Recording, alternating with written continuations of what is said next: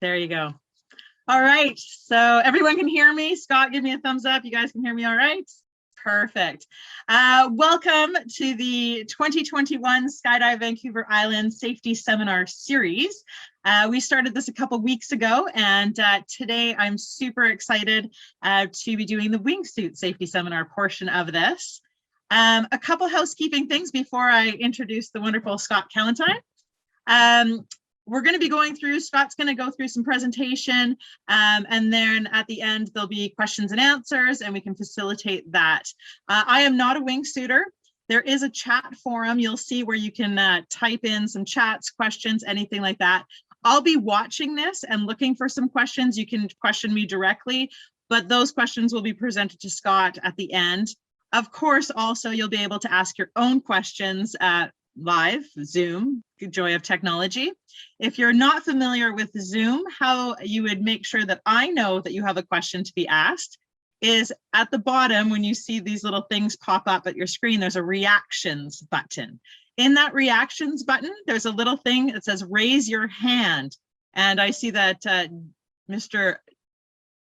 JF just did that, but I'll give you an example too. So I'm just raising my hand. Yay! That means I know that you have a question. It cues me and I go kind of in order that way.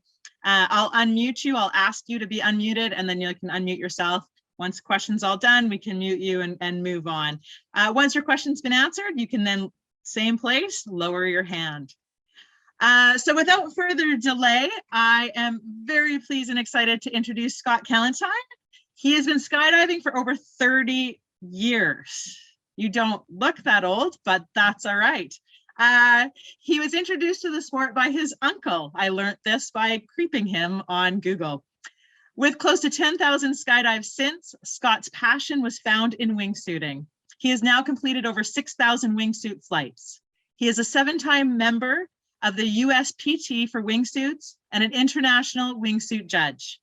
Scott was also the organizer for the Canadian Wingsuit Record. Scott has competed in national and world events, achieving several records and titles along the way. He is recognized worldwide for his easygoing personality and dedication to performance and helping others achieve their goals while refining their skills. He has mentored many athletes along the way who have since achieved outstanding worldwide recognition as leaders in the sport of wingsuiting. He currently sits on the International Skydiving Commission as a member of the ISC Wingsuit Flying Committee. When he is not out shredding the skies, Scott brings his love for the discipline to drop zones, where he facilitates many wingsuit events and camps. We look forward to the COVID restrictions lifting so we can bring Scott to this beautiful paradise in Canada on Vancouver Island. Cannot wait for that to happen. It will happen. And again, thank you all for joining tonight. And without further delay, Scott, the floor is yours. You have to unmute yourself. There it goes. Well, I tried to do that a minute ago. It didn't work. I mean, see, Danny, I'm technically challenged again, I guess. First off, thank you. It's always a pleasure to be able to have these conversations about wingsuit. I've been very, very fortunate to have done it, as Allison noted, for a very, very long time. And it really, truly is a passion of mine. That joke to myself that I probably need a couple thousand more jumps to see if the sport's going to stick with me. I'm not quite sure if I want to stay with it. So things like this actually help me want to do that. And I just want to say thank you for the opportunity to talk. I also am looking for the COVID to be lifted a little bit. I mean, I was very disappointed. Last year would have been my 18th year in a row going to the Kamloops May Meet, and I was disappointed that didn't happen. So I'm looking forward to that to happen, along with the other opportunities I have to go up to drop zones in Canada every year. So what I put together is I probably could have gone a bunch of different directions with this presentation. I'm just kind of do an overview kind of on a safety aspect from younger jumpers kind of getting going to some thoughts that can be applied to more experienced jumpers as they go along, and then kind of open the door for conversations. It's really kind of a 10,000 foot view, so I didn't really want to get into the nitty gritty because it wasn't 100% stated I want this or I want this. So I just kind of want to open the door and just bring some concepts into play that people can think about. That being said, let me see if I can bring up my, let's see, and Well, let's see, how do I make that work? View. Insert slideshow. Boom. From the beginning. Does everybody see that all right? Perfect. So basically, it's just wingsuit flying. Some thoughts on safe flying by me. It's again, it's kind of a 10,000 foot overview, but really to kind of give an idea of just some of the basics and things that I think we all should be aware of, especially from a small drop zone to larger drop zones when we're actually jumping out of an airplane. I mean, if we think about it, as I just have noted here, wingsuit flying offers a different approach to skydiving. Honestly, we're still jumping out of an airplane. We're still falling through the air. It's just we're deflecting it differently. But the big thing is we're given the opportunity to fly instead of just fall. And that's something that we really need to be aware of because it demands some new awarenesses by the participant that really need to be appreciated. Just for example, just the picture that you see there is just one that I kind of grabbed just to give you an idea if you aren't an active wingsuiter of kind of what a wingsuit looks like. Everybody kind of refers to them as scroll suits, but in effect, what we're doing is we are deflecting air and causing forward movement to fly and just basically fall in a different fashion. Before we do it, everybody has to have some equipment to jump out of the airplane, and it's not that much different than what you would need when you're skydiving. Some of the basic equipment requirements, and this is going to go from somebody as the first line says, who's just starting, all the way up through people who are much more experienced. But again, most countries now require at least a minimum of 200 skydives, and preferably within 18 months for currency. The USPA in the US, for example, you're required for a B license or equivalent. And this is where it then comes into play. You want a docile canopy. The interesting thing is when you're flying a wingsuit, because of the way in the picture that you saw previously, your arms are kind of a little bit captured. You don't have quite the same amount of motion. So you want a canopy that's a little bit more lightly loaded. Some perfect examples are the Spectre, Storm, Sabre 2, Pilot, Sapphire. And the lighter the load, the more forgiving the canopy is. Bottom of a container deployment system. Obviously, very few do we see ROLs or right outside of legs, and we definitely don't see pullouts because we just don't have the ability to get the pilot chute tossed in the airstream. So we always want to make sure we have a bottom container. The pilot chute is recommended to be at least 28 inches in diameter. I use a 28-inch ZP on a 9-foot bridle.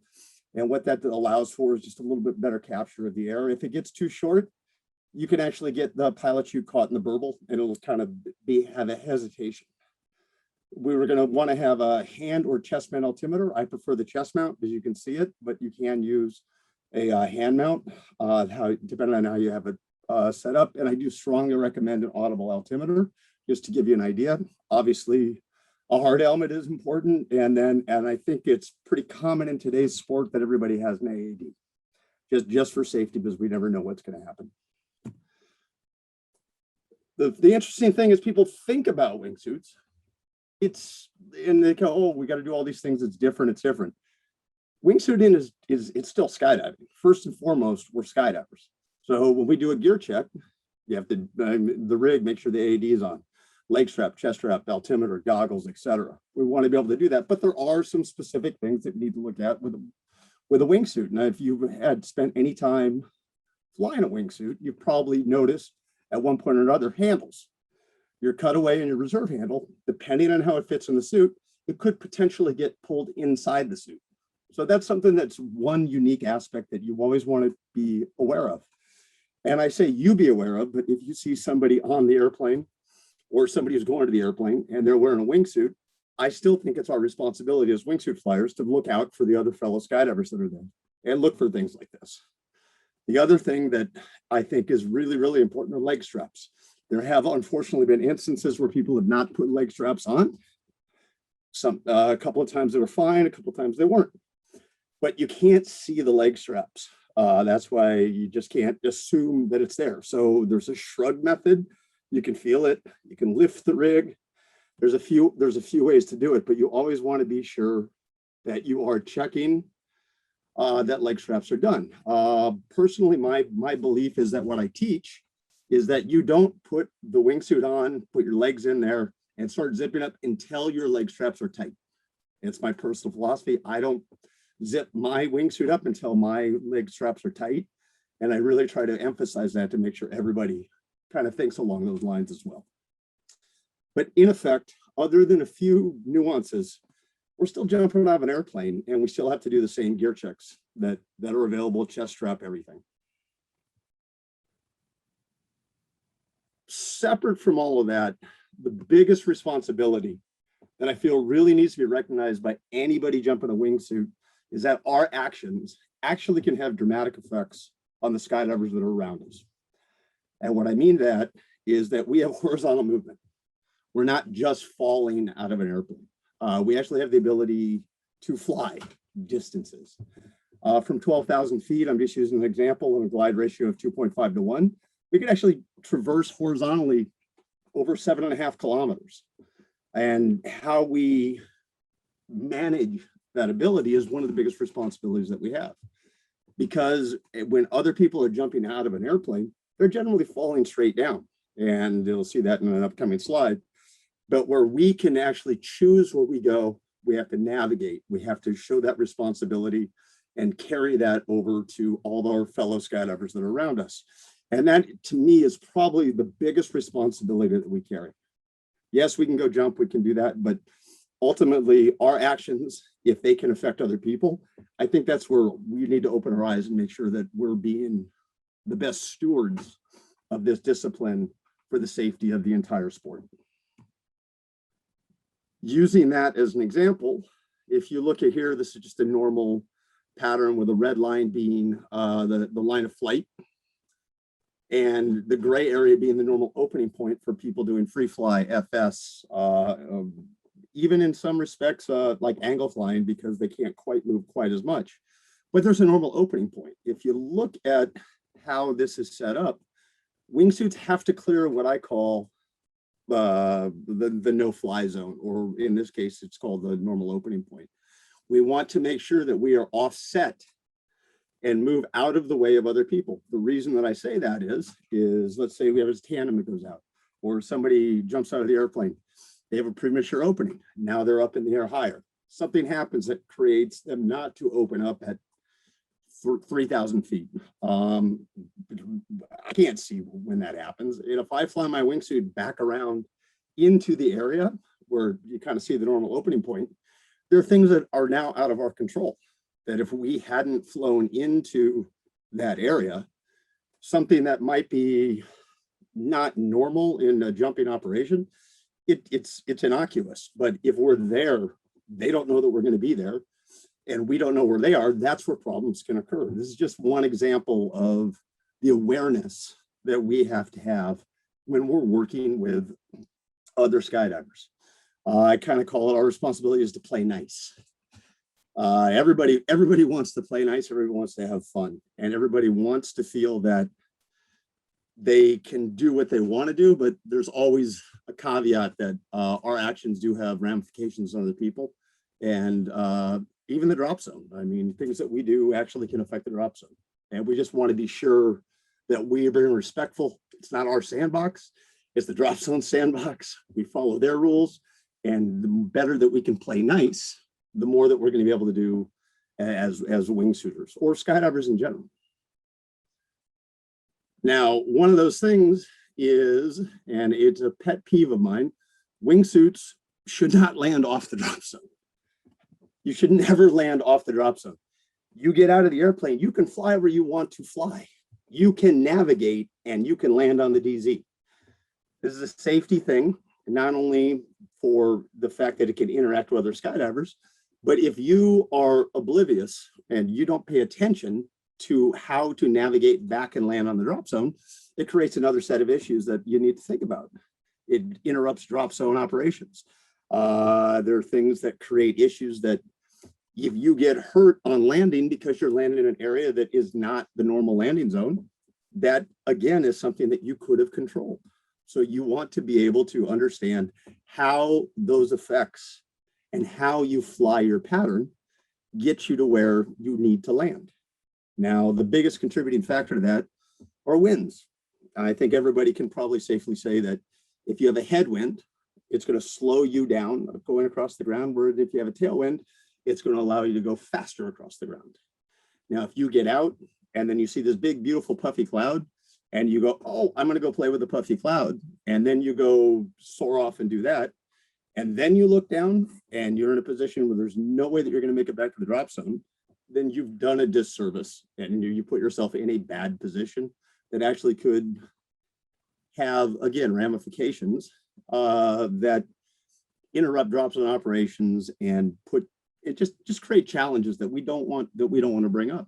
But when you think about that, navigating and landing on the DZ is something that we have to look at, and how we understand that is by looking at the winds. A lot of people say, oh, well, what are the winds doing? There's a number of ways, but what I feel is the easiest and best way to determine what the winds are, a most commonly used website or app on the phone, markschultz.net. What it does is allows you to actually identify your location. It'll give you every 1,000 feet the estimated winds and the temperature. And from that, you can then better determine how and which direction you want to fly.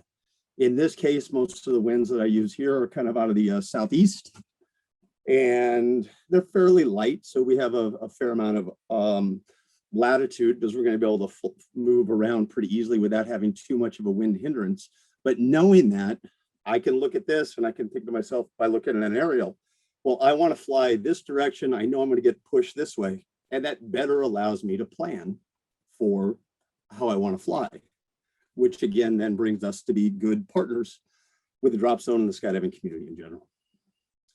And if you've not gone to look at markschultz.net, I highly suggest that you do. It's free. It'll just ask you when you get on, it says, wants to use location, you say allow, and then these numbers will come up. Now, this is something that I firmly believe it should be taught to first jumpers or very, very younger jumpers. And one of the things that I've done when I teach is I use like a flight planner. As you become more experienced, you probably don't need the flight planner because you do it in your mind. But this is kind of an example of using the previous page. Take these numbers here, look at them, and then you can kind of fill in at 6,000 feet, what's the winds in the direction, 9,000 feet, the winds in the direction. You plan out what you expect your flight to be. And so looking at this, let's say jump run is 240, which will be just up and just about 1 o'clock on the picture there. We want to go that. And if the winds are out of that southeast, which is about the 240 range, we know that we can go either to the right or the left, and the winds will push us back down. And the better that you understand how the winds affect your flight, the easier it will be for you to be able to do more things in the air. Like I said, I look at almost every jump. I will pull my phone out and I will look at the winds. I'll see if they change, and I'll see what adjustments that need to be made. So the more that you're aware of that, again, the better you are able to choose the direction that you want to go while still respecting the area that you shouldn't fly and knowing that you're going to land back on the drop zone.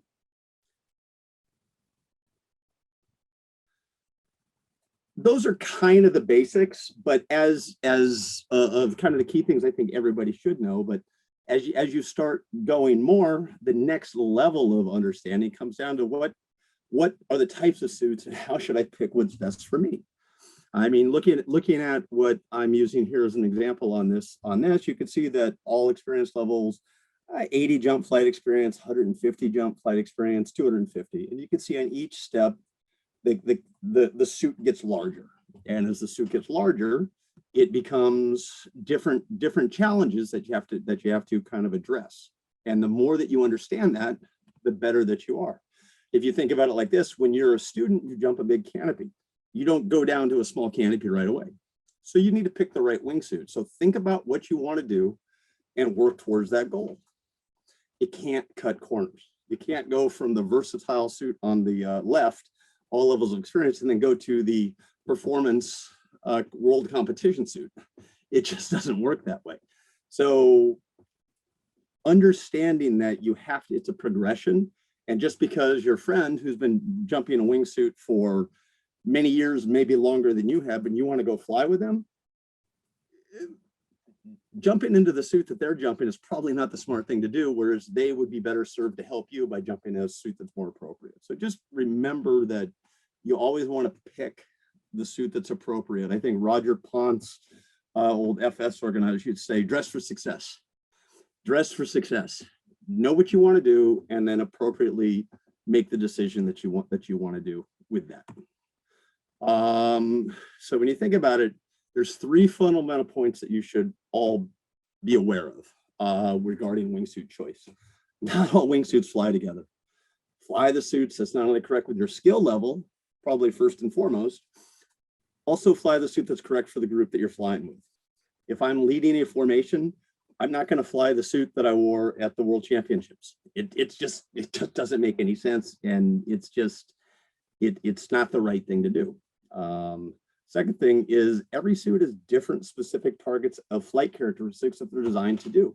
So again, as I said before, know what your goals are and choose the right suit for what you're doing. And that being said, wingsuits are expensive. I know that they are, but there's no one wingsuit that does everything. And if you ever think that there is, you're wrong. And I hate to put it bluntly like that, but a beginner wingsuit is not going to go win a world championship. A world championship is not going to go and fly into a formation for a world record. There's just some limitations that you just have to be aware of. So just understand it. Like anything in any sport, it takes time, and you just have to kind of learn, and it costs money. So that's kind of the game that we play.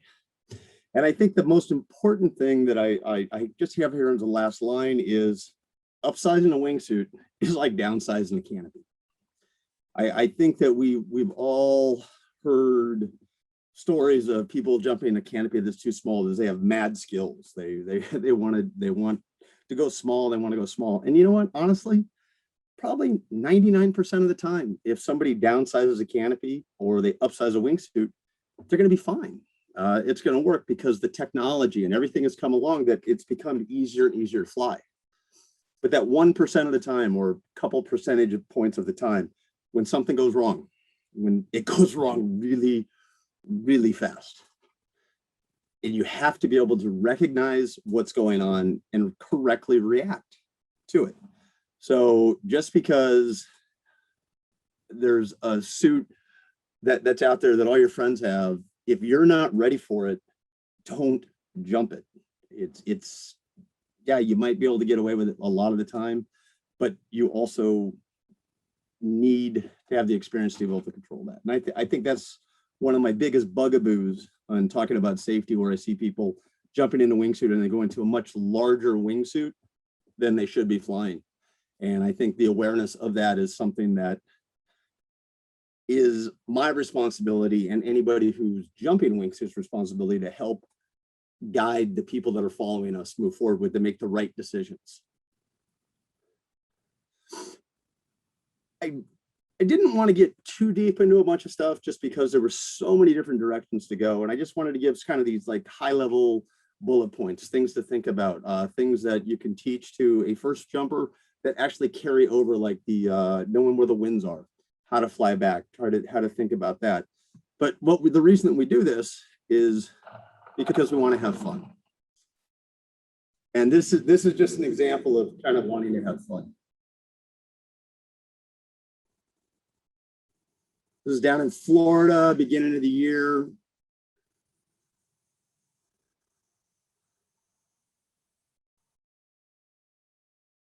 Actually was going to do something different. Then I saw the airplane diving down in front of us, so I stayed up top. And if you look on the right side of the screen, you can see the airplane diving.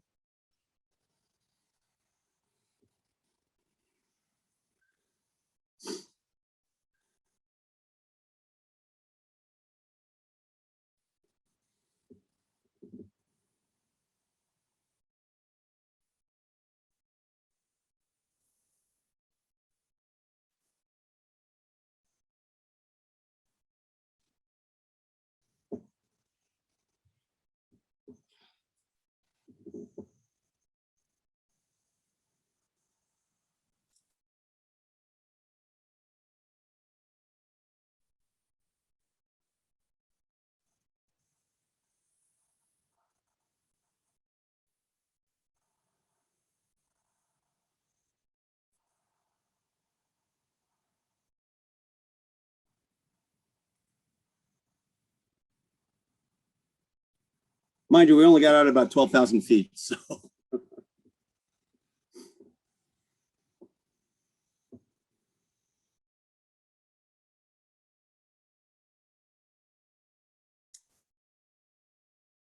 And to give you an idea of the speed that we're going, there'll be some little wispy clouds that go by.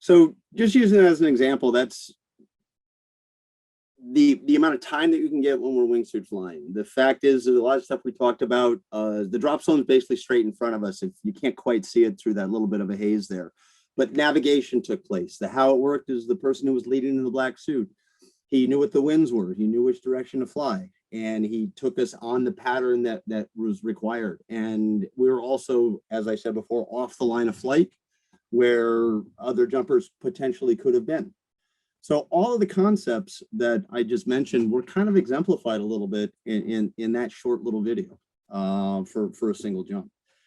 It doesn't matter how many jumps you have. Those basic concepts remain and they stay the same. And it's something that it's our responsibility to pay it forward for. Because that's what makes the sport safe and what allows it to move forward and continue to do fun stuff like that particular jump right there. Oops, there we go. So, I mean, my takeaway would be go fly a wingsuit and have fun. Thanks for the time. Just a few pictures there. Danny, I know you like that one there with the stack at Parachute Montreal. The three people on their back, that's over the Bahamas. The three stack was, let's see, that was Scotty Bob, myself, and Chris Mort over Skydive Orange. And then the picture in the upper right is just me flying on my back over the Pacific off on the over going towards Contador Island. Skydiving is something that gives back so much more than you put into it if you allow it to happen. Wingsuiting is the same thing. And on that note, hopefully kind of that 10,000 foot overview gave you some ideas, some things to think about. I mean, I know some of you probably already have thought about it, but I do firmly believe that those basic concepts are things that can be applied to both inexperienced and experienced flyers, and it's our responsibility to pay it forward. So, and for that, I'll say if anybody has any questions. Awesome. Scott, thank you. I'm gonna probably ask you to stop sharing your screen for us. I'm doing that right now. Thank you. Yay. Thank you so much, Scott. And I just wanted to add on top of that, so part of the reason why we did wingsuiting as a safety seminar is I am part of the CSPA Technical and Safety Committee, and I look over the aims with the team and everything like that. And of all of our AIM reports that came in for 2020 in Canada, just under 12% of them were actually wingsuit flights. And so that's something to think of. And we only gained that information because it was in the description. So it could have been more. And so, yeah, obviously there's stuff out there. Fortunately, you know, there was no incidences of fatalities or anything like that last year with wingsuiting, but they do happen. And before opening the floor to questions, I am going to read one thing that everyone should pay mind to. And I see I already have questions coming, so that's good. Bear with me because I'm old and I need to take my glasses off for this. But according to the 2019 International Skydiving Commission, the ICS Safety Survey Report, it was concluded that human error on the part of the skydiver accounted for 80% of all reported fatalities in 2019. And this is based on 46 countries data that was supplied. The ISC Technical and Safety Committee also reported that this percentage was consistently high over many years. Therefore, pointing to the constant need to reinforce training and safety procedures at all levels in skydiving. It is important to recognize your limitations, including but not limited to currency, skill level, external inputs, and personal inputs. For those of you who are Canadian, a review of the CSPA PIM 2B section 6.31, factors affecting human performance, will assist in recognizing possible performance inhibiting factors. Additionally, jumpers should review regularly the CSPA Sport Canopy endorsement document to ensure a safe transition during training and to assist in their overall skills development and awareness. Exercising caution, common sense, self-discipline, control, alertness, and better judgment is highly recommended to help ensure continued safety. Never attempt anything beyond your skill level or without first consulting a certified coach experienced in that discipline. So that's my solemn news. So this is the part that Scott's looking forward to the most. I know we have a very wide variety of skill on this call. Some of you who are newer to the wingsuiting community, and then some of you who have thousands of wingsuits. So no question should be left unquestioned. Might not be able to answer it, but please ask questions no matter what. I just have a question here, and then I'm going to get to the other questions. Which are the win limits for wingsuit performance competitions? Scott, if you could answer that. It's actually a good question. There's actually technically in the air no limit because you could, if what most organizers seem to want to do is they want records. So records with a tailwind will help somebody go faster, go further. So the only limit comes into play is what the individual countries' limits are for landing. Now, I've landed at nationals in 2016 in the US. We had a steady wind of about 24, 25 miles an hour, which is right on the edge. But that didn't affect what our exit was, other than the fact that we're getting at 9 miles from the drop zone. So technically, there's not a unlike some sports where they say you can't go over 15 meters per second, because everything happens in the air. The only limitation comes into play when it comes down to whatever safety for landing would be, but that's not directly affecting the performance that's being measured. And I'm unmuting myself. Just in addition to that, sorry, I know nothing about wingsuiting. So, but must a crosswind for the competition, or can it be any direction? It can be any direction. So it's the chief judge's responsibility to in a performance competition to pick the direction for the entire pool of people that are competing. Now, whether or not that would be, we try to give everybody the same, as all possible, the same conditions, but the winds can shift. Where generally it's accepted that we want to go downwind. It's really the choice, because sometimes there's aircraft restrictions, airspace restrictions that force us to go either crosswind or into the wind. But there's nothing that's written specifically other than it's preferred to go downwind if applicable, but it's not required. Excellent. And before I get questions to the floor, I just want to let you know, if you don't want to ask the question publicly, feel free to private message me in the chat. It stays anonymous and I can ask the question. Danny, you had your first hand up there, so I'm going to open you to unmute yourself, and I do see the others with questions, and I'll just go in order. Go ahead, Danny. Thanks, Allison. Thanks, Scott. I just wondered if Scott could talk to the concept of not just watching what's in the air. I mean, we saw the clip with the plane there following your other jumpers, but I know jumping on the island where you guys are, jumping interior BC, out in Ontario with a bunch of forests and highways and whatnot. Just speaking to the concept of keeping track of where you are in relation to the ground and trying to get back to the drop zone and what's in the way. I mean, I know here in Kamloops, you can easily lose 3,000 feet of altitude by flying the wrong direction. Sure. And again, I think the easiest way to speak to that goes back to sort of the concept that I was talking about, know what the winds are. Looking at the aerial and knowing what the surrounding topography is I guess would be the next level to speak about on that.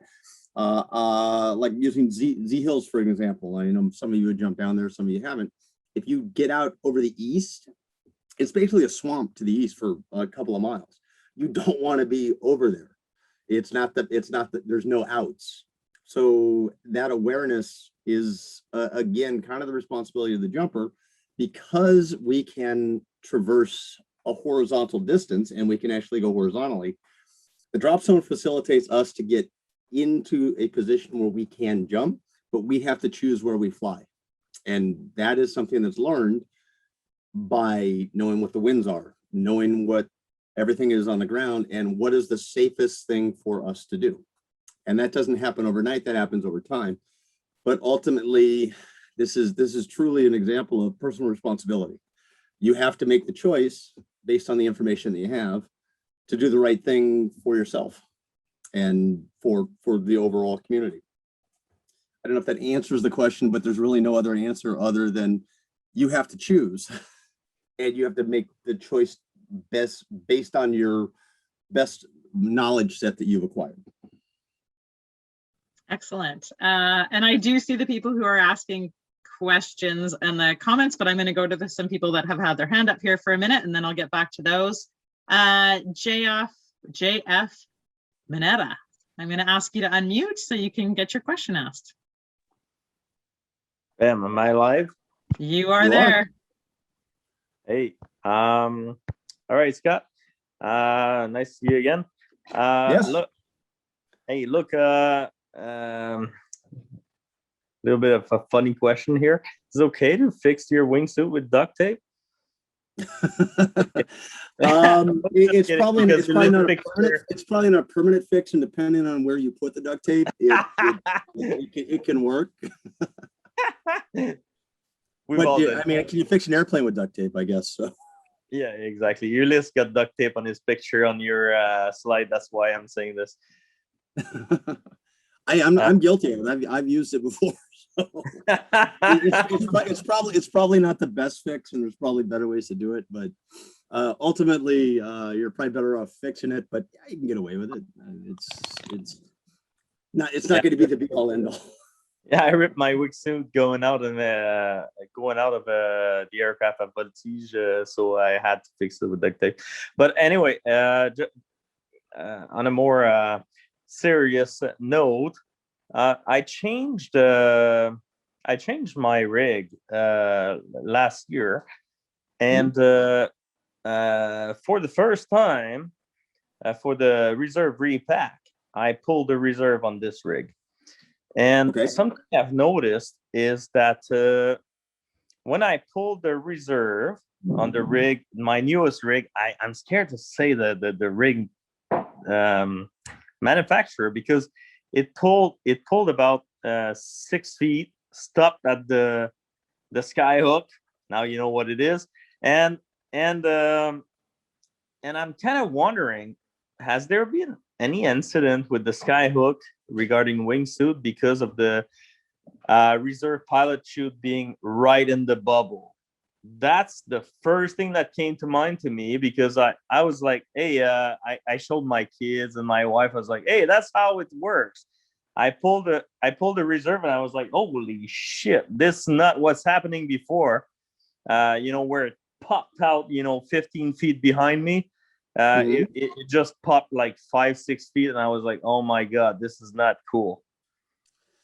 I would say to that, I'm not sure that the popping of 5 or 6 feet was necessarily a contributing factor for the wingsuit. Whenever I pulled a reserve on the ground with no wind, no hindrance on anything, I look for the reserve to pop in 10 to 15 feet. It'll do that. Also, one thing that I know that is a contributing factor is, in a lot of cases, reserve, instead of coming straight off the back, the PC will come off at a slight angle to kind of get into the wind. I can't imagine how a skyhook is going to have inhibited the pop of the reserve and the bridle coming out, because without a load on the main, it's actually supposed to just function like a normal bridle. I'd have to actually think about that a little bit. I've not had a reserve hesitation on a wingsuit. Luckily, and I'm going to knock on wood here because out of all my wingsuit jumps, I've not had to use my reserve on all my wingsuit jumps. So I'm going to knock on some wood real quick.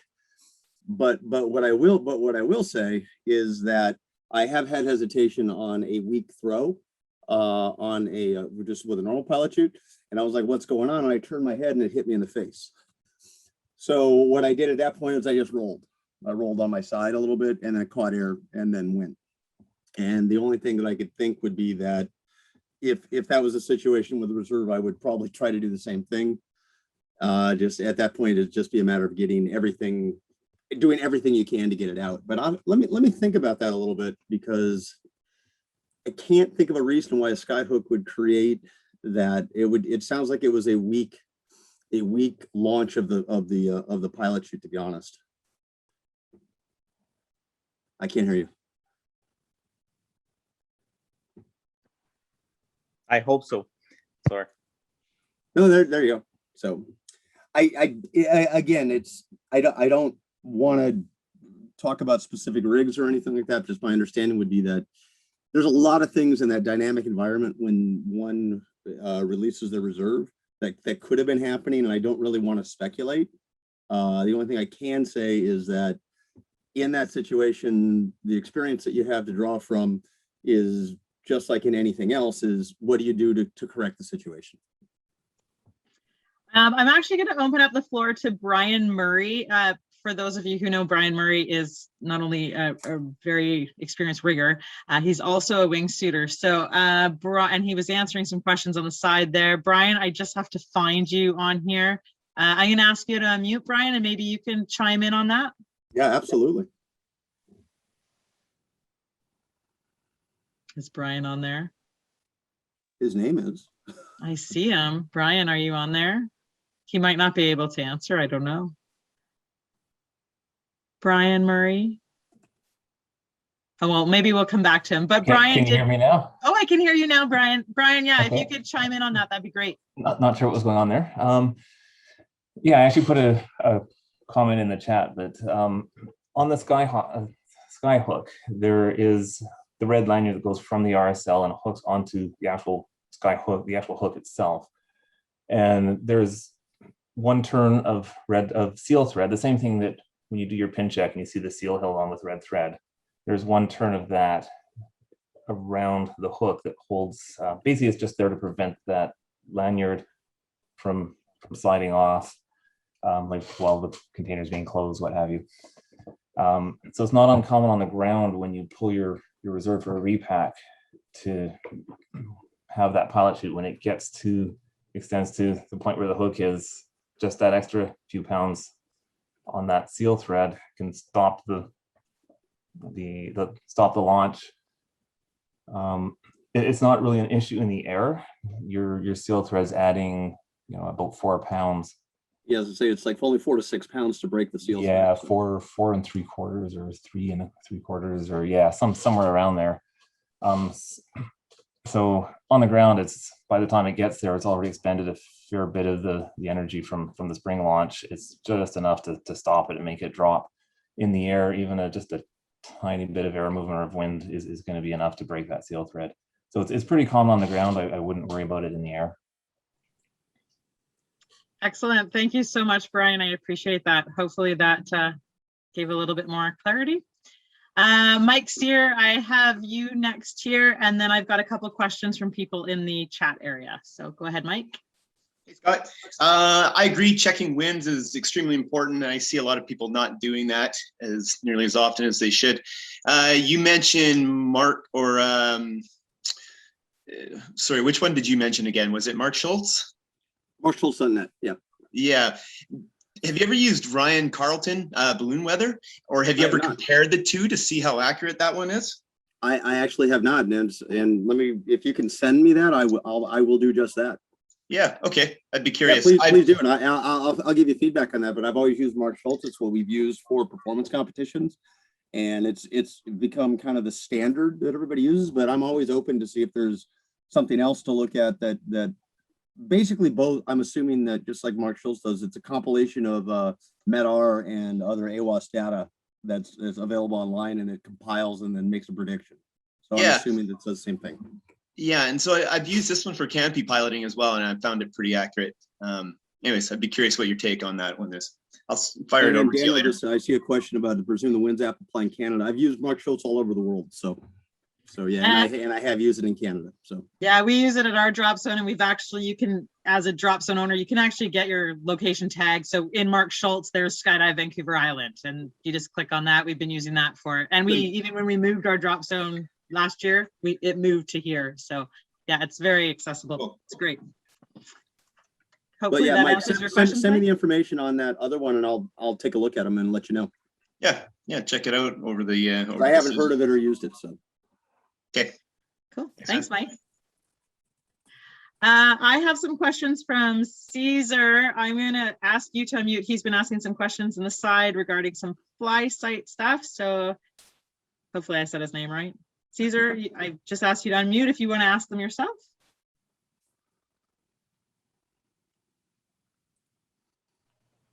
Yeah, hello, do you hear me? Hello. Yeah, we can hear you.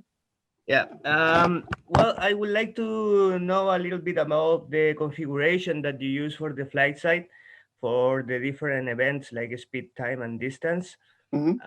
And also if you have another application as the paralog or the flight site configuration to check the data, especially of the range of the competition.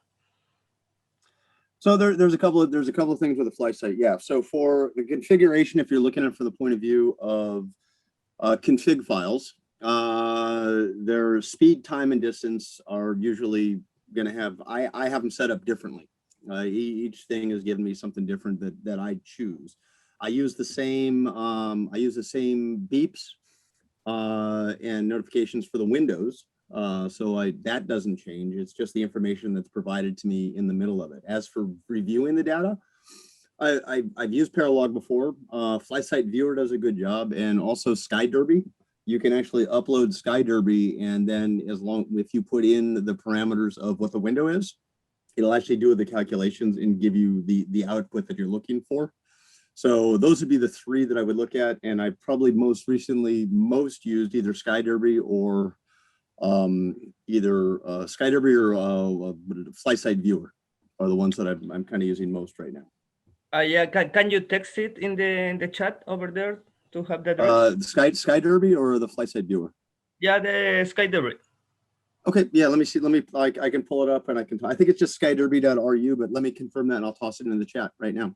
Yeah, and I was talking about the configuration of the flight site because I hear that it's better to have, I don't know, just the horizontal speed or the glide ratio, just to avoid to change the configuration between each round, that avoid any misunderstanding of the file or the read of the file uploading into the machine. You know, for competition, the measurement fly site or the competition fly site is not what's giving you the information. That's what they call a sterile unit. Backup.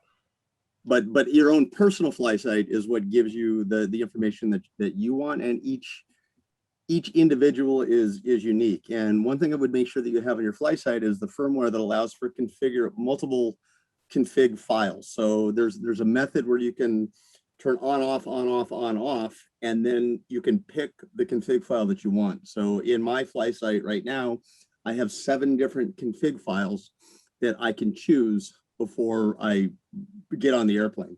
So I don't have to actually change anything, but I've done all of it. I just pick the one that I want through a little method that's spelled out on the wiki fly site page.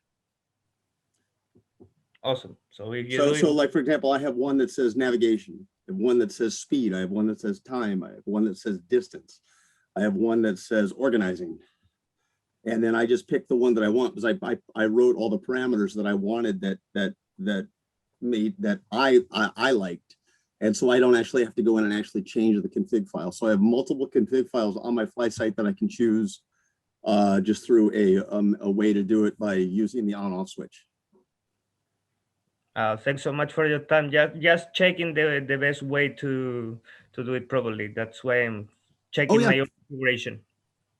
Yeah, and if you want, what I can do is if you reach out to me, I can send you some example config files and then get you pointed the right direction so you can get to make sure that the folder is on when you hook it up to your computer. You can actually put different config files into a folder, and then I can help you walk through the steps of how you can change it without having to get on the computer and change it. Oh, sounds great. Thanks so much. Yeah, no worries. Appreciate for. I just accidentally muted you. I'm so sorry, Caesar. I think we got the thumbs up from him though, so that's awesome. I have one question more from here, and then Jennifer, I'll be going to you. So what is your take, Scott, on air-to-air communications and wingsuiting? I actually really like air-to-air communication. I like it for coaching. What I would like to see happen is I'd like to see a little more like Pack Talk, for example, is now kind of leading the charge, whereas a few years ago, the Senas were kind of leading the charge. It ends up being one of the things where it's an incredible tool. In terms of coaching, I think it really accelerates it. But in terms of fun, so for example, we were doing some jumps in Florida a couple of weeks ago, and I was just listening in because I couldn't get my unit to talk, but I could listen because there were two different brands. And it was funny listening to them talk about stuff that they like, I forgot to put my glasses on and they were on my mud flap and they were flopping around. So they were laughing about the mud flap until I reached up and grabbed it. So it's a tool that can be used both for learning, and it's also a tool that just adds to it and has it kind of be more community, I guess, in the air. So I'm a big proponent of them. I just wish that they would be like kind of a different brands would talk together a little bit easier. So that's just my own pet peeve, but it's something you can work around. Awesome. Hopefully that answered the question there. Hopefully and Jennifer, I'm gonna ask you to unmute there. Jennifer, hi. Hi, Hello, how are you? Doing It's really good. nice to meet you, Scott. Yes. My home job's in Skydive Toronto, and we've got about, I would say, 8 to 10 avid wingsuiters, and it's been a real learning experience, building up the community. And I think the common thread that I hear within your seminar is taking responsibility. That's 100% responsibility. And to me, that's just awesome. Like I have to say, we often have our wingsuiters landing off, and it is a distraction to the manifest and the operations. And when I hear you planning out your skydive so well, I'm in awe. Like I think it's fantastic. Unfortunately, out of CSPA's incidences, there have been a couple that we had at our drop zone. And one, I don't want to go into too much detail, but one was improper gearing up. And I think we have put enough stop gap measures in place in the future to rectify that situation. One being the shoulder shrug. So having our loader ask every wingsuiter, shoulder shrug, like show me a shoulder shrug. Are your leg straps done up and tight? The other one, though, where I'm sort of looking for guidance is we see that common error where it's like people want to downsize too quickly. It's like wingsuiters want to upsize too quickly. And big pet peeve of mine. Like, is it just a matter of educating wingsuiters, or what do you do to reduce that? It's actually a really difficult question, because the cost of a wingsuit it becomes exorbitant, that they don't want to pay $1,500 Canadian for a suit that probably would be appropriate for 100 jumps.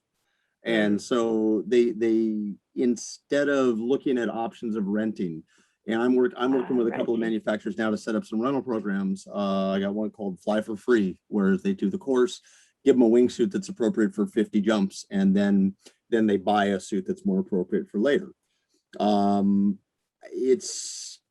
but it's not the responsibility of the manufacturers to solve that problem.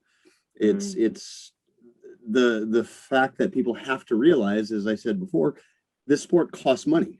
It does. And there's no one suit that fixes or can do everything. And by upsizing a wingsuit is just, like I said, downsizing the canopy. It opens up a can of worms. So there's no real easy answer, I will say, other than continually educating, if that makes sense, and being able to do something like this. I say the same thing constantly. People have more fun if they stay in their lane. If it were when they realize that's where kind of the tide shifts. And what I have noticed is that people have had a problem with the bigger wingsuit. Instead of just being one person in a pebble that's just making a little bit of ripple, now a few people are making the same statement, and that little ripple now becomes something bigger. So unfortunately, it just becomes education and more buy-in. And unfortunately, that buy-in comes from people making mistakes. Hopefully the mistakes are just something that scares them and doesn't hurt them. But the reality is, everybody wants to be the cool kid and they want to go jump whatever the suit is that their friends have, but they don't realize that maybe their friend who has the cool suit, maybe they don't see what their progression was to get to that suit. Yeah. They just want to jump there. So it's a it's a very, very valid question, but it's a really, really difficult one to answer because, again, it comes down to personal responsibility. And the thought process that, well, I have to do this to be cool, or I have to do this because everybody else is, or I have to do that because I can't afford to do the proper steps going forward. And once that maybe that mind shift changes a little bit, that's kind of where you're going to see a lot more traction on that. I know it doesn't quite answer the question, but I don't know that there is a real easy answer for that, because it's ultimately the manufacturer. It's not even, I mean, is the drop zone supposed to buy a bunch of intermediate suits and then let people jump the intermediate suits? It's a tricky one, because ultimately I agree with you. It's the user's responsibility, the skydiver. And as a DZO, like, it's such a niche discipline. Even knowing and understanding what each suit does is very tricky. Like, I know so little about wingsuiting. So to even, like, you know, keep a watchful eye, other than just the very general principles, for me at least, is tricky. I'm not sure how Allison feels about that, but well, it's one of those things where, in the position that you're in, if you want to think about it a little bit, and we can continue the conversation outside of this particular thing, I'm more than happy to have that conversation. But the long and the short is that, again, there is a personal responsibility that comes into that, as Danny just pointed there, mentorship and coaching. But that's again what we talked about saying, oh, you need to take the right steps and you do that, but they still have to accept it. They still have to take the right steps.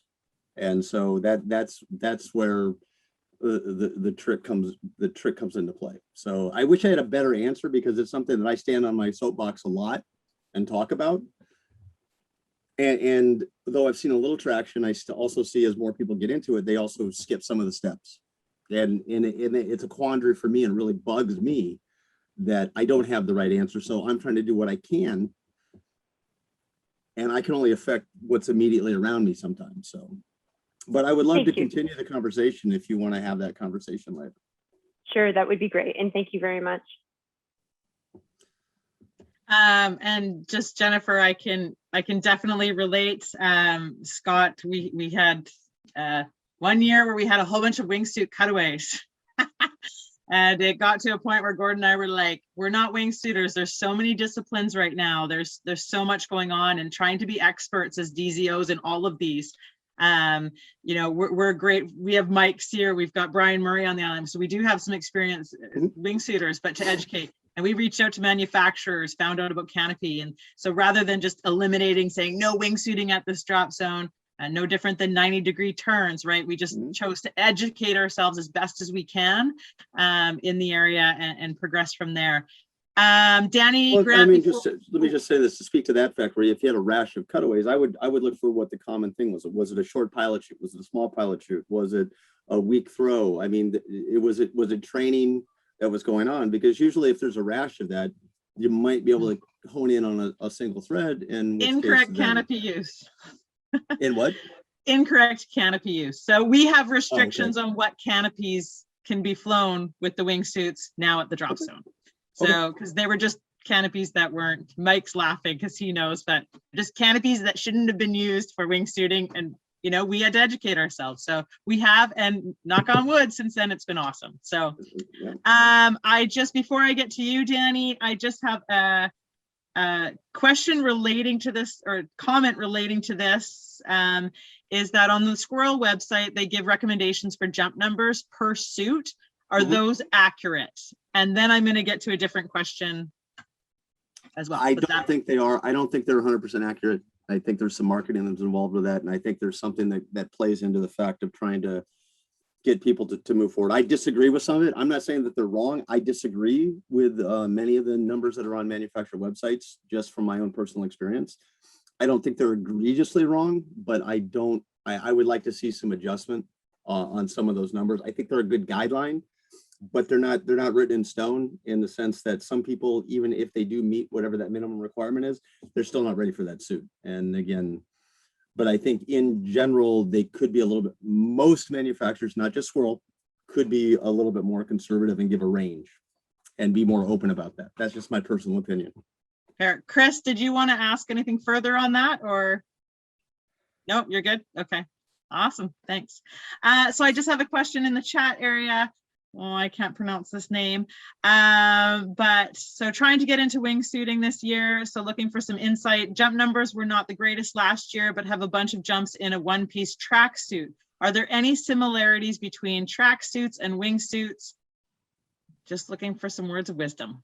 Absolutely there are. I mean, if you think of a track, and then you think of a tracksuit, you've taken a track and put it on steroids. If you take a wingsuit and you look at the track and you put it on super steroids, the biggest difference that'll come into play if you look at like a sumo or a sausage, or you look at some of these tracksuits that are out there, is you actually have mobility with your arms and legs much more so than you do in a wingsuit, and that's the biggest difference.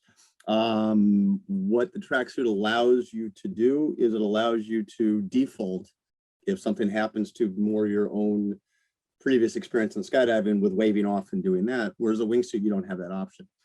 If you are going to be doing a tracksuit, my suggestion would be to mimic a wingsuit deployment technique as much as possible, and then that's where you're going to get derive more benefit. Whereas if you fly the tracksuit and you don't take to the next step of the opening, which is the biggest difference between the tracksuit and the wingsuit, that's where it falls short. If that makes sense. I hope that answered the question. If not, you can text me otherwise. Danny Grant, I'm going to unmute you, and then I have Matt, and then I have a couple other questions following that. So go ahead, Danny. Hi. I was wondering, so actually following up with things that Jennifer have said and others have asked, is talking about actual wingsuit progression. I mean, we all get our instructor for our first jump. We do our first 1 to 3 with that instructor. It's great. In terms of set guidelines that are out there, we've all got B licenses and above, which says we can jump with 1 other person or 400 other people, and we can jump any piece of equipment that we ourselves as responsible skydivers have decided is acceptable to us. Whether or not that's true. Just maybe speaking for a couple of minutes in terms of progression, who you jump with, what kind of jumps you do, what kind of suits you jump, although you did touch on suits already. Towards progression, I think the biggest gap, and one of the things that I'm trying to get a mental shift on, working with a couple of manufacturers right now, is I think the biggest gap in training currently is somebody goes and they go and do a first flight course. They do a couple 3 jumps, and then they don't have a suit. And then they're kind of lost, and they're not sure what the next step should be.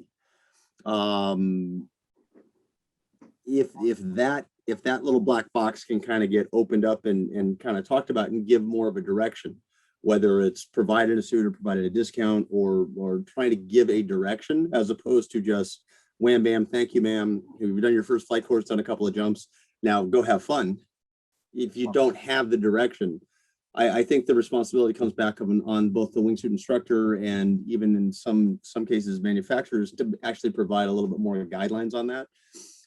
Unfortunately, cost comes into play, and that's the biggest thing, which I spoke about before, which forces people to go to suits that are probably incorrect for them, or they'll go and they'll buy a suit that's an older technology or not a very good suit that is inappropriate for them, but it was cheap. And it's the only way around it is to have a conversation, and the conversations that I have with my students is vastly different than what I've seen other people do, because I feel ownership on what their progression is. I try to give them a direction, and I'm sure I could do a better job at it. I'm sure everybody can. I just would like to see more viable options that everybody can afford to get them where they want to go, and that's always the trick that comes into play. But the conversation and giving a direction is what I think needs to be emphasized more. Not just you did your first flight, go have some fun. You did your first flight. These are the options that you have for your next step, and that's one of the things I try to focus on. So, Thank you. Should probably unmute myself. Thanks, Danny. Matt, oh, I've got Paul waving his hand right now. He's saying he's got to go, so I'm just going to ask him to unmute. Bye, I think he was. There you go. Thank you so much, Scott. Nice to hear you, and hope to fly with you later. well, hopefully, I look forward to crossing paths again. Hopefully, I didn't just pontificate too much. So. No, it's all good. Excellent. Thanks, Paul. I'm going to ask Matt Schmidt. You have a question here. Yes, thanks, Allison. Hi, Scott. I got 3 technical questions, so Okay. Sorry with the excess numbers that way. First one, quadrant system versus kind of the left side, right side lane system, because I've been on a fair amount of loads where there's maybe let's say 3 wingsuit groups, or there was an angle group ahead of time. There was more than just 2 standard moving groups. Have you, I guess, any words of wisdom on whether or not you find the quadrant system, I guess, effective enough in separating out everyone's groups, or do you still prefer kind of left side, right side lane system? I kind of do a little bit of a blend on that. I left and right. If it's only 2 groups, it's pretty easy. Yeah. I don't think an angle movement group is really anything to worry about. They've never ever been in the way. Mm-hmm. What I find when I have 3 groups, and I don't like to be in the situation where there's more than 3, generally because there's usually something that is not going to be conducive to 4 different opening areas. Mm-hmm. Ultimately, what I found works the best is, and what I mean by a blend of quadrant and lanes is, I think a right or a left, and then if I have another group going the same way, I have an inside lane and an outside lane, and then the next level to that is to say your goal is to open up in this area here on the outside lane, or this is where you're going to open up on the inside lane. So I kind of work with a blend, if that makes sense. Mm-hmm. So, but I find the more direction that I can provide, the expectation is I need you to do this. People are more likely to follow it. Just like when there's a break off on a group, and I've always never understood why everybody all of a sudden races as fast as they can. Why not have somebody slow down and open up in all the clean air that's behind them? Yeah. But you just find though, but beyond 3 groups, it usually not that 4th group, something's going wrong, and it's just not, it hasn't worked out well enough for you to have it segmented clearly enough. There's more opportunity for things to go wrong. Mm-hmm. And it's not that I haven't had 4 groups that have worked out fine, but I've also had 4 groups that the less you're able to control, Mm-hmm. the more you open up for issues. I've found that depending on the group, 2 or 3 kind of seems to be the limit and then working on lanes and then sort of a little specific kind of quadrant where you want them to open it is kind of the best blend. Honestly, I don't think there's enough skill to have too many more groups, because people don't have the overall big picture awareness, and inadvertently they'll do something wrong or get in the wrong spot. And that just comes down to just kind of the tenure where we are in the sport and the fact that it's growing and the number of people that are there. Now, but I could akin that to when you have multiple groups that are leaving an airplane just on normal fall. How many times is something messed up because they track up the line of flight? Talked about it for years and years. Everybody knows there's frequently enough control, or they get out too soon on the seconds for the ground speed. The more that you open up the door, the less control or more likely there is something to create an issue. Okay, no, thanks. The second one I had was on days where there are strong upper winds. Do you have a preference? Like, obviously noting that the longer you stay in the plane, the longer the whole cycle time is, and that plane can't go down to the ground and get that next load as quickly. Right. But at the same time, those higher wind days, you don't want to overshoot the landing area and then be fighting back upwind with your canopy after. So do you have a preference for staying on those higher wind days, staying in the plane a little bit longer so that you can extend the pattern that way? Or do you still hop out early enough after the tandems, the last jumper before, and then just fly with jump run a little bit longer before doing your crosswind out and then back down your regular down leg? The answer to that is, if I have an entire plane load, if my plane is only wingsuits, I'm going to get out early. I'm going to fly into the wind. Let's say if we have very high winds, I would rather get out like a half mile short of the drop zone, fly into the wind, and know that I'm going to open up upwind and get blown back, versus trying to gauge how fast I need to fly going downwind. Because all of a sudden, if I'm flying downwind, I either have to slow up because we're going to overshoot, or we just overshoot and now everybody's downwind. You can't do that sometimes if you have multiple groups or multiple disciplines going. So in that case, then it becomes more of, I would rather get out probably a little bit sooner and fly upwind as long as possible, and then make the turn to come back and put myself in a position where even if I continue to fly upwind on a high wind day, I'm still going to be in a position where the wind's going to blow me back, as opposed to running downwind and putting myself in a negative position. Okay, thanks.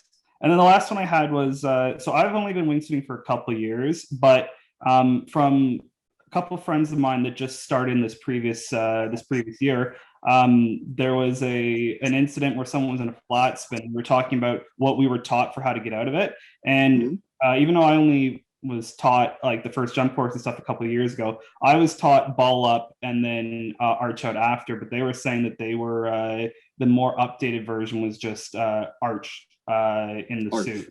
Yeah, I've actually stopped teaching the ball up method, because if you think about the rotational forces that take place with figure skating, for example, when they bring their arms in, they spin moment of inertia.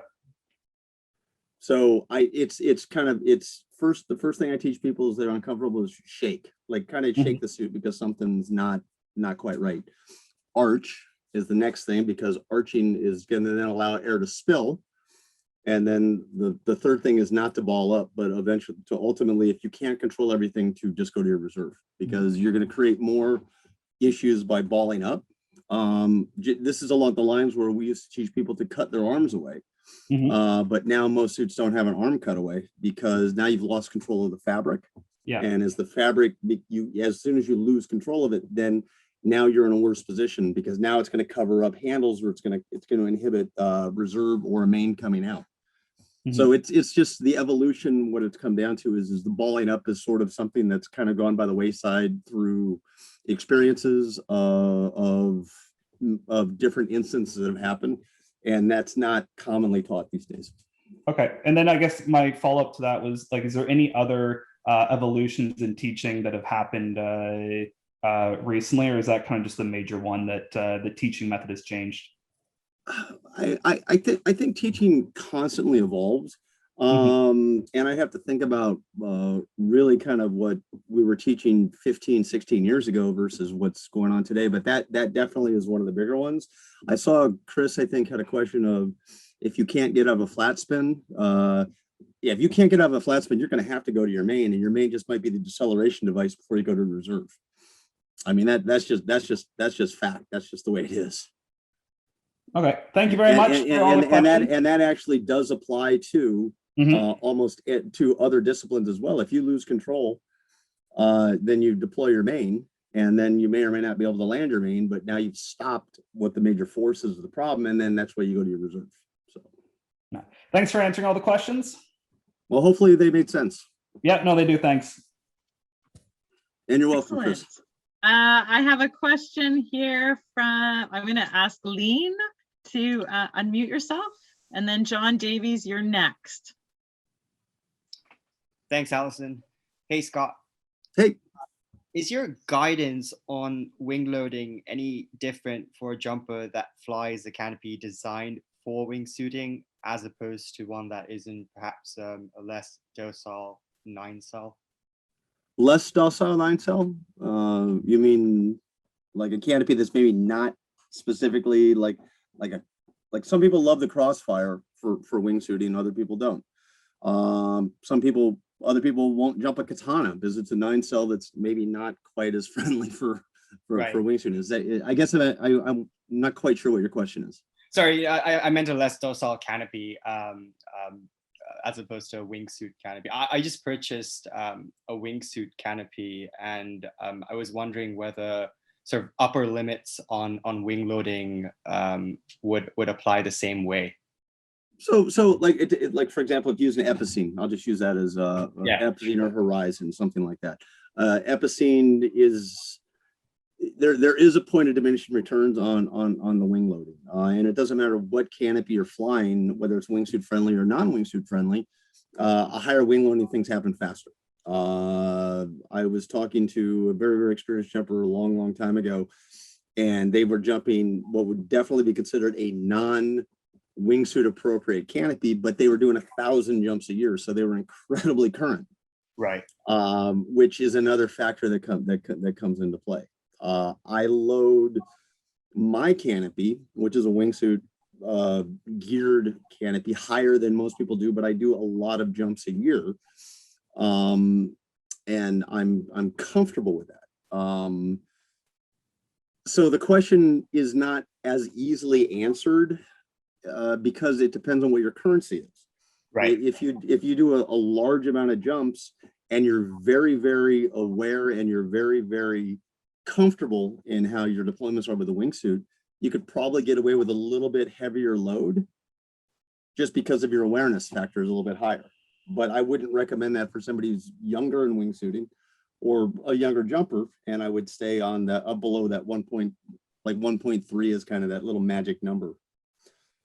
Yeah, so my wing loading with the canopy I just purchased is around 1.29, and I'm a relatively newer wingsuiter. I've only got 30 jumps, but I've been current the last 2 seasons. So I was just curious about. Well, and at that wing loading, as long as you're aware of it and you know that things can happen, and it sounds like you are, you're not walking into it blindly. I guess is the easiest way to say it. The more that you're aware, the more that you accept, the easier it is for you to be able to recognize and react. Okay, thank you. Thank you. And I do have a question from John, and then I'm going to go to a question that was on the chat. So John, I've just asked you to unmute. Go ahead. Hi, everybody hear me? We can. Hey John, how you doing? Okay, I just wanted to go back about the question, as a parachute rigger, I wanted to go back about the question about sky hooks. And somebody had a question about, well, they dumped their reserve and it only went the pilot chute only went 8 feet and then it stopped.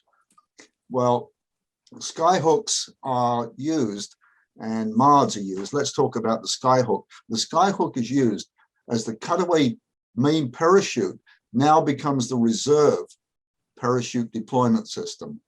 Right. It speeds up the whole system of the deployment reserve. So don't be concerned that when you stand in your rigger's loft and you pull your reserve handle and the pilot chute, the bridle only goes about 8 feet and it stops at the sky hook, because people never see the sky hook inside the reserve. What happens is the next step is that bridle comes out and the main reserve deploys. Oh, sorry, the reserve parachute deploys.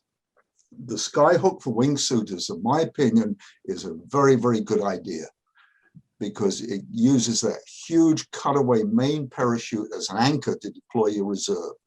And if you go online and look at it, you'll see some fabulous footage, very, very fast deployments. So John, please John, I would say that embrace I this think- technology. John, the other thing I would add to that would be that, yes, if you are cutting away with a skyhook and you already have deployed your main and it has a problem, Yeah. absolutely 100%. I think the question was a belief that with a total and then you go to reserve, there would be hesitation. Well- And in the situation in the airstream, it should just perform like a normal reserve coming out in the air. I don't have any expertise in that area of wingsuiting, and you'll be the expert of that. So, but I would agree with you because that 13-foot bridle should clear in the situation of a total. So Scott, do you agree that a skyhook is a good idea or a MARD Yes, is a good I do. idea for wingsuiters? Okay. I agree, it's a good idea. I have a skyhook that I use on my rig. Okay, fabulous. Thank you. I'll unmute myself if I can find it. I muted you. I love this. I can mute John Davies. It's the best function of Zoom ever. You know how many people want that power? I know, right? Daniel, your question, I was on the chat, but I'm going to actually ask to unmute. You can ask it yourself. So I guess it'll be a two-part question then. First off, thank you for doing this. I think this is phenomenal. First question would be, Scott, on your experience, do you find there's a pro or a negative to using a semi-stolus or a fully stolus for wingsuiting? So let me answer that real quick. I think a semi-stolus is actually offers a huge advantage. I use one. I think you can get away with a lot of. I remember when D-bags used to have the rubber bands on the far outside and it caused a lot of a rock. As soon as it went to the rubber bands in the middle, it alleviated a lot of that. And I think even that is good enough. That adds to wingsuiting. The biggest thing with wingsuiting though is with the D-bag is how you do the deployment and the fact that if you're flying along like this and if you tip down and as the D-bag comes off this direction here, if you kick it with your foot, it doesn't really matter what kind of bag that you have, it's going to create an issue. But what I find the semi and the semi-stolus does, it allows for any of the wobble to be taken away and it minimizes, it causes a straight extraction force, which prevents the spin provided you haven't kicked it. And I think that's enough of an advantage that you gain by using that, especially in a wingsuit with a slower extraction speed in many cases where the wobble isn't accentuated. It comes out straight and then just goes out straight. So that's the big advantage that I see in the semi-stolus. And the second part question was, I'll be transferring from a Freak to a Freak 3. I know you're a Tony Suits guy. Any flight characteristics that you could recommend or that I should be aware of? Freak 3, I mean, you know they're coming out with a Freak 4 now, right? I mean, I know, but like you were saying before, we're trying to save money. No. So if you're from a Freak to a Freak 3, you're going to find that the Freak 3, the Freak 2 and the Freak 3 and the Freak 4 fly better on their back. The initial Freak on back flying, they would get tail flutter. It was just a design, some design changes. Freak 3 is a good suit. You'll enjoy it a lot. So, but you'll also find it a little bit easier to fly. It stays a little bit better pressurized, and if you're into acrobatics or flippity floppy, as I call it, you can keep the wing engaged a little bit better. It has a better pressurization. It doesn't collapse versus the earlier renditions. So, and just because I fly mostly Tony suits doesn't mean that I don't support other manufacturers. So, does that answer the question?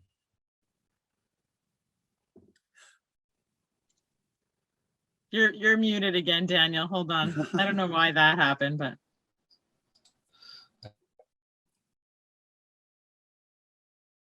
Nope, still can't hear him. Any other questions?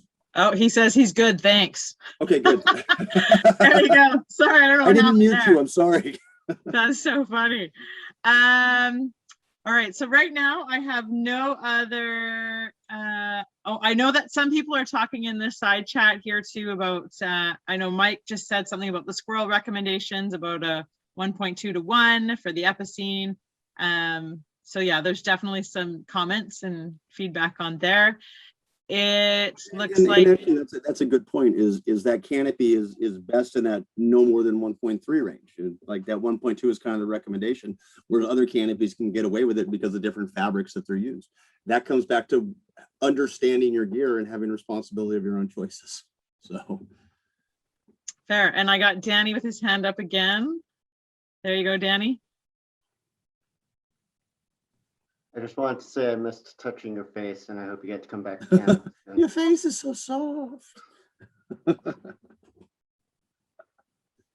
That's all he wanted. Do I have I have Daniel and John Davies and Danny still with hands up, but I think they're all done with their questions. If you're done, you can just lower your hand. Does anyone have any other questions, comments? Everyone is good. The only thing I would say is, first off, thank you for the opportunity to have the conversation. And I hope everybody feels that they got something out of it. I know the conversation afterwards went a number of different directions, and throwing something like this together, it was kind of, again, a 10,000 kind of foot overview of some of the basics. And one of the things I hope that people see is some of those basic things, they actually kind of translate and kind of grow with the more experience that you have.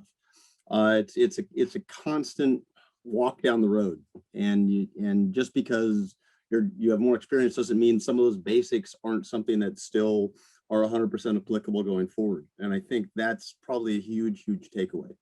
And the opportunity to try to present that is one that I appreciate.